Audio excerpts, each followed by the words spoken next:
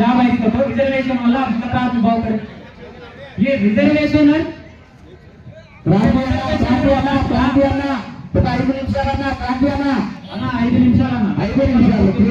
దయచేసి మనం ఎదగాలి అన్నప్పుడే మనకు యూనిటీ ఉండాలి. మనలో యూనిటీ లోపించడం వల్లనే కదా ఈ వ్యవస్థ ఈ దాకా వస్తుంది. నేను ఒకటే చెప్తున్నా, స్వయం బాపురావు గారిని కానీ తెల్ల వెంకటరావు గారని సూటిగా ప్రశ్నిస్తున్నా. ఖబర్దార్ బిడ్డ, మీ రాజకీయ ప్రయోజనాల కోసం ఇప్పుడున్న రాజకీయ నాయకులను కూడా మేము ఒకటే సూటిగా ప్రశ్నిస్తున్నాం. మీరు కానీ మీ రాజకీయ ప్రయోజనాల కోసం మా చిచ్చు పెట్టే ప్రయత్నం కానీ చేస్తే బిడ్డ మీకు పుట్టగత్తులు ఉండకుండా చేస్తామని మేము సభాముఖంగా తెలియజేస్తున్నాం.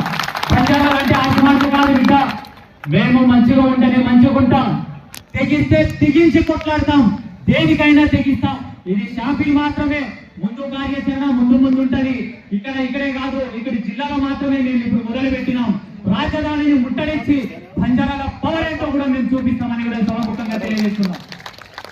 ఇప్పుడున్న ప్రభుత్వాలు స్పందించి, ఏ ప్రభుత్వంలో అయితే ఎమ్మెల్యేలు ఉన్నారో, ఎవరైతే మా మధ్య చిచ్చు పెట్టి సోదరభావంతో వెలుగుతున్నా మాకు రిజర్వేషన్ అనే చిచ్చుతో మాకు ఉన్న ఈ రాజకీయము మీరు వాడుకోవడానికి వాళ్ళని త్వరగా మీరు సర్ది చెప్పి మా సోదర భావాల మధ్య ఒకటే తాటిపై తీసుకొచ్చే విధంగా స్పందిస్తే మంచిగా ఉంటది.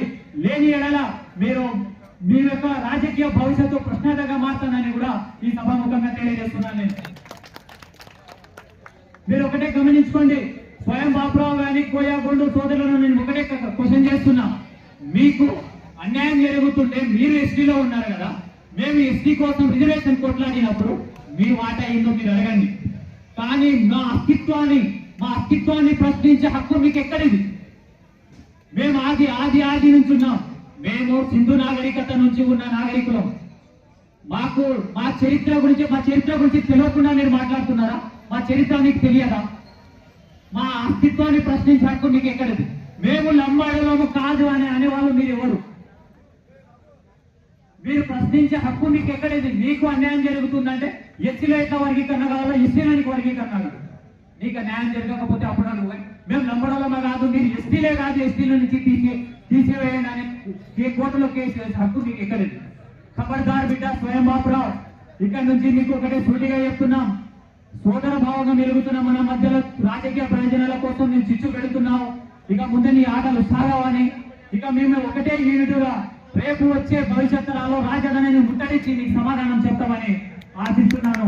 మీరందరూ ఇంత యూనిట్ గా ఈ వేదికని ఇంత విజయవంతం పేరున మీ అందరికీ పాదావందనం తెలియజేస్తూ ముగిస్తున్నాను. జై శ్రీరామ్.